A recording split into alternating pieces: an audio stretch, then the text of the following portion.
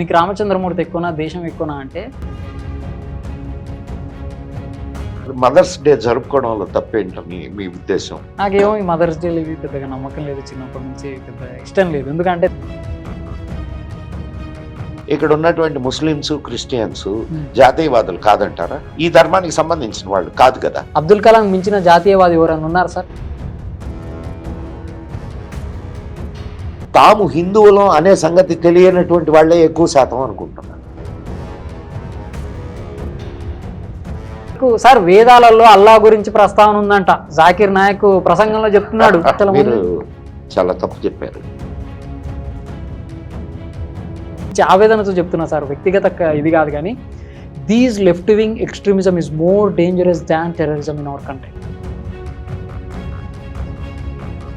నొప్పి లేని నిమిషమేది జననమైన మరణమైన జీవితాన అడుగు అడుగునా.